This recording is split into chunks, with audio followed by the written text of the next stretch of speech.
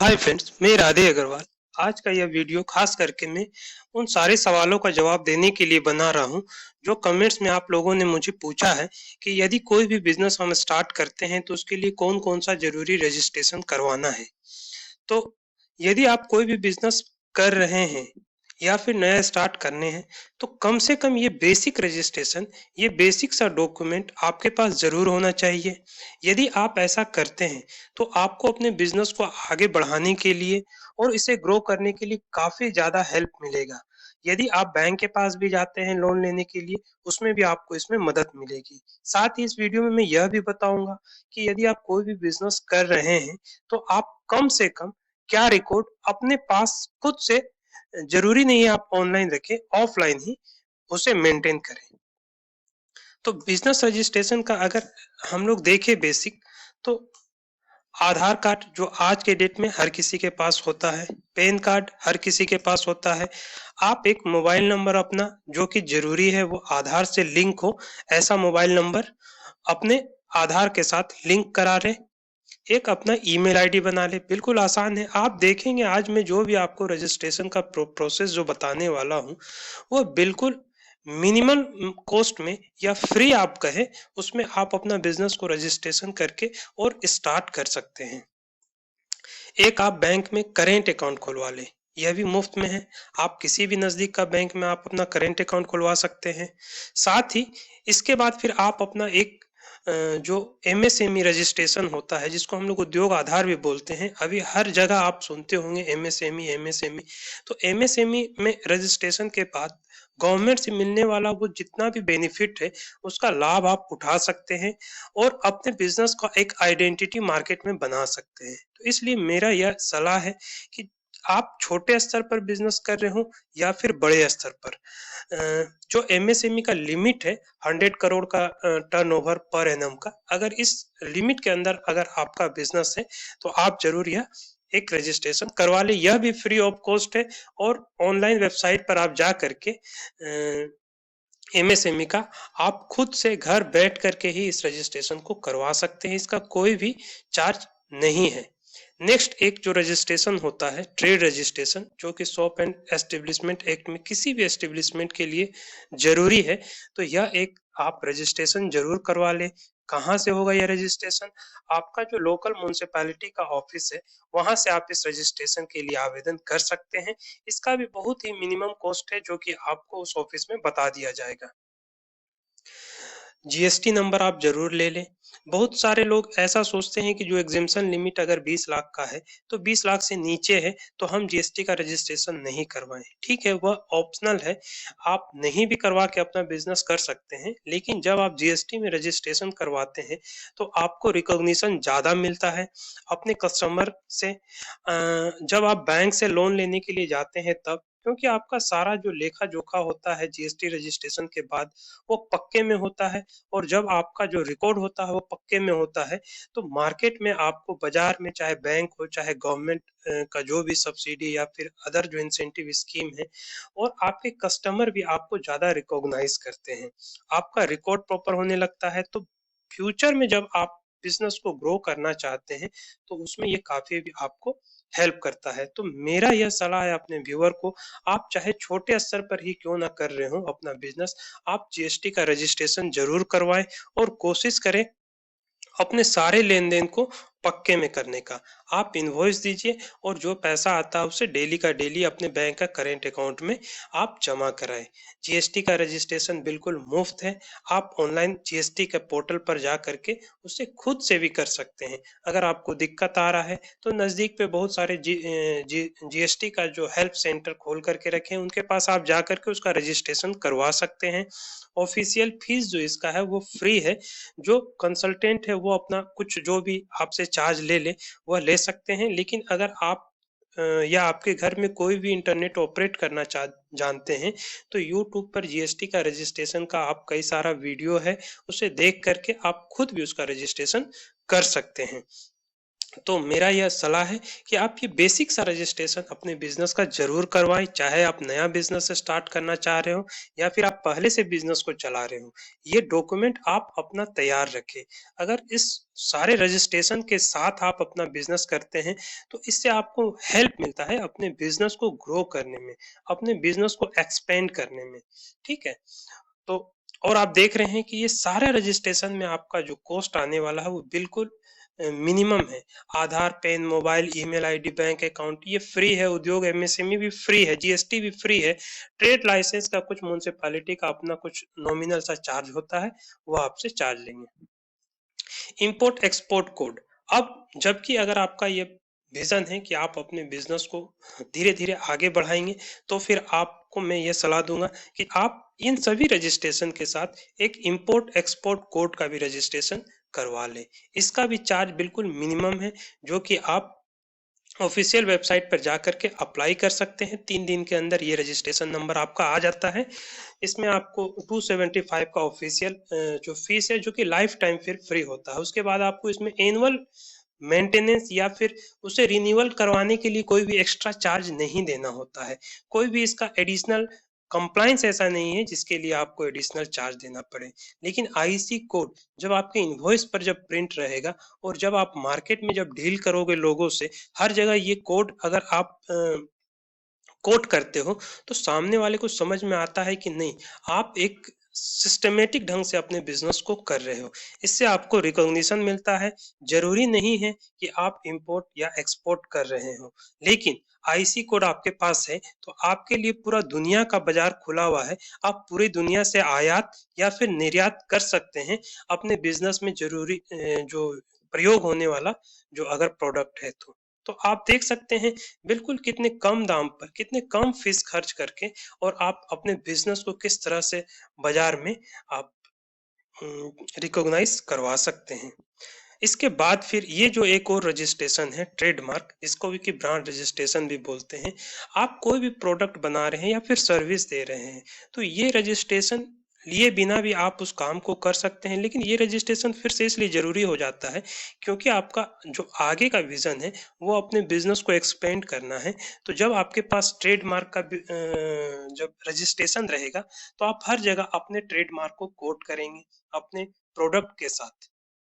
तो जैसे आपका ट्रेडमार्क, आपका प्रोडक्ट बाजार में बिकेगा, लोग उसे यूज़ करेंगे, तो दोबारा जब भी खरीदना चाहेंगे तो उन्हें वो ध्यान रहेगा कि हाँ, उन्होंने लास्ट टाइम किस प्रोडक्ट को यूज़ किया था और दोबारा मार्केट में वो उसी ब्रांड का, उसी ट्रेडमार्क का आपका जो प्रोडक्ट है, उसे डिमांड कर सकते हैं। तो जब आप अपने अच्छे क्वालिटी का प्रोडक्ट बना रहे हैं, तो उसके लिए फिर ज़रूरी हो जाता है कि आप अपना ट्रेडमार्क का रजिस्ट्रेशन में आपको अप्रॉक्स 5000 का खर्च आएगा। नज़दीक किसी भी कंसल्टेंट से आप इसे बनवा सकते हैं। तो यह कुछ ज़रूरी रजिस्ट्रेशन है जिसे कि आपको ज़रूर करवा लेना चाहिए। तो दूसरा सलाह मैं अपने व्यूअर्स को यह भी देना चाहूँगा कि आप अगर बिज़नेस करना चाहते हैं, तो आप बड़े से स्टार्ट करने का ना सोचें।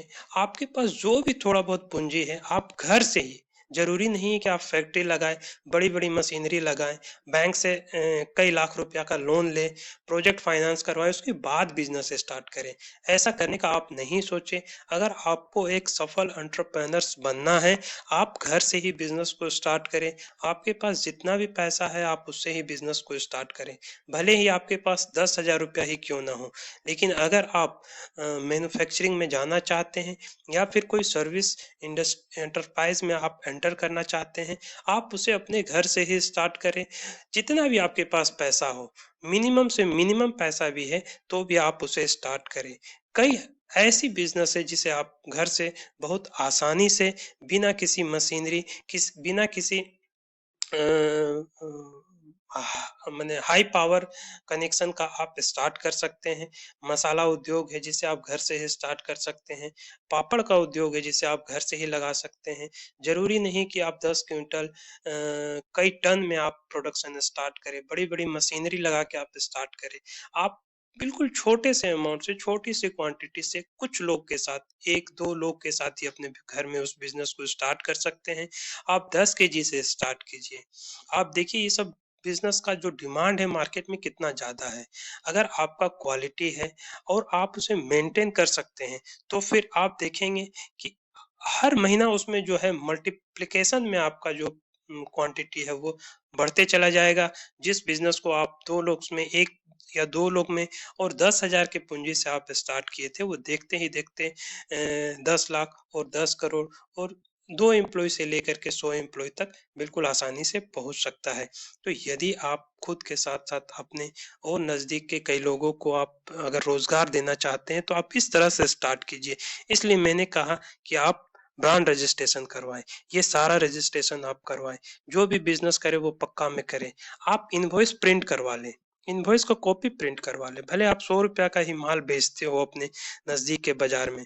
आप इनवॉइस में ये सारा डिटेल दीजिए। आपका पैन नंबर, आपका mobile number, email ID, bank account, Udyog Aadhaar, trade registration, GST number, IC code और अपना ट्रेडमार्क का नाम अपने प्रोडक्ट के साथ लगाएँ। अगर आप पापड़ का उद्योग कर रहे हैं, उसे आप देखते होंगे बड़े से बड़े ब्रांड जैसे कि लिज्जत जो कि एक गृह उद्योग ही है, आज भी गृह उद्योग के रूप में चला आ रहा है।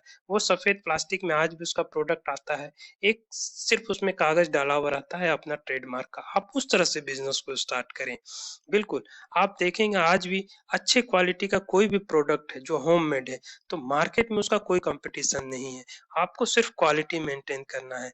आज बड़े-बड़े प्लांट मशीनरी से बनकर जो भी प्रोडक्ट आता है, जो घर में यूज़ करते हैं, उसका क्वालिटी में बहुत ही कमी रहता है क्योंकि जो गृह उद्योग का जो बिज़नेस है, वो क्वालिटी कभी भी बड़े प्लांट या मशीनरी से नहीं आता है।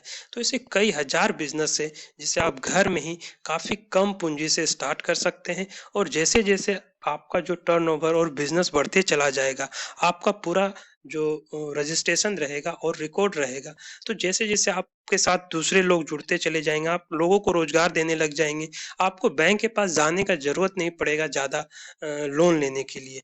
आपके पास बैंक खुद चल के आएगा या फिर आप कभी भी बैंक में जाओगे तो बैंक आपको बिल्कुल सीरियस लेगा और बिल्कुल आसानी से आपका जो लोन है वो आपका वो अप्रूव हो जाएगा। तो आप इस तरह से अपने बिज़नेस को स्टार्ट कीजिए, जो भी आपके दिमाग में चल रहा हो। कोई भी प्रोडक्ट आप सोचिए कि किस प्रोडक्ट को आप घर में बना सकते हैं और अपने एरिया में बेच सकते हैं। चूँकि इम्पोर्ट एक्सपोर्ट कोड लेने के बाद पूरा दुनिया आपके लिए बाज़ार खुला है। आप कहीं भी बेच सकते हैं। या आपके ऊपर है, आपको कितना नॉलेज है, आप में कितनी क्रिएटिविटी है। आप इन बातों को थोड़ा सोचें और थोड़ा मनन करें और उसके बाद फिर जितना भी आपके पास पूँजी है, मैं बोल रहा हूँ जितना भी आपके पास पूँजी है, उससे आप इसे स्टार्ट करें। अगर आपके पास ₹10,000 भी है, तो आप ये ना सोचें कि आज का डेट में आप कोई भी गृह उद्योग स्टार्ट नहीं कर सकते हैं। लेकिन आप में क्षमता है, आप में क्वालिटी आप मेंटेन करते हो। आप देखोगे जो तरीका मैंने बताया, आप देखते-देखते आपका जो बिज़नेस है, वो कई करोड़ का हो जाएगा। इसके साथ ही कुछ ज़रूरी रिकॉर्ड जो मैं आपको बताने वाला हूँ, आप उसे भी ज़रूर मेंटेन करें और कोई भी गृह उद्योग आप बिल्कुल आसानी से स्टार्ट करें चाहे मसाला का हो, पापड़ का हो, आप देख सकते हैं अचार का हो, घर में महिला के कई ऐसे प्रोडक्ट हैं जिसे आप घर में अपने-अपने फैमिली मेंबर के साथ बना सकते हैं। तो आप इसे सोचें और इस तरह से आप छोटे से बिज़नेस को स्टार्ट करें। जब वो बढ़ने लगे तो फिर आप प्राइवेट लिमिटेड कंपनी में भी रजिस्टर्ड कर सकते हैं।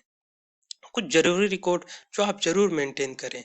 ज़रूरी नहीं है कि आप उसे कंप्यूटर में मेंटेन करें, डिजिटली कोई सॉफ्टवेयर में मेंटेन करें।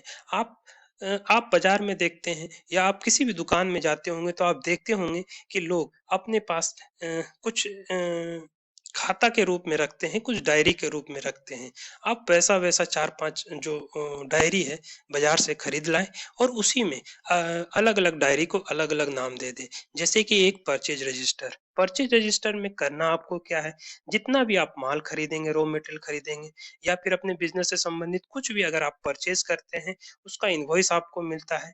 आप उस रजिस्टर में उसको डेट और प्रोडक्ट क्वांटिटी और अमाउंट लिख दें। बस सिर्फ़ आपको इतना करना है और साथ में आप इनवॉइस का अपना एक फ़ाइल बना लें, जितना भी आप परचेज़ करें डेट वाइज़ उसको आप परचेज़ रजिस्टर के साथ लगाते चले जाएँ। उसी तरह से जितना भी आप सेल करते हैं, उसका आप इनवॉइस काट करके सेल करें और एक सेल्स रजिस्टर बना लें उसी तरह से और उसमें जितना भी आप सेल करेंगे डेट, क्वांटिटी अमाउंट और जो भी आपका प्रोडक्ट है उसे आप उसमें एंट्री करते चले जाएँ। बस इतना सा आपको करना है। एक परचेज़ रजिस्टर जितना आप खरीद रहे हैं, एक सेल्स रजिस्टर जितना आप बेच रहे हैं। हर दिन का परचेज़ रजिस्टर में 2, 4, 5 एंट्री होगा, मे बी सेल्स रजिस्टर में 2, 4, 5, 10, 20 एंट्री होगा, जो कि करना बहुत ही आसान है। रात में आप बैठ कर के आधा घंटा अगर देखें, खुद से आप कर सकते हैं। उसके लिए आपको किसी भी कंसल्टेंट का आवश्यकता नहीं है। तो यह तरीका है बिज़नेस को स्टार्ट करने का और चलाने का। फिर एक और जो डायरी है उसमें आप कैश एंड बैंक रजिस्टर उसको बना लें।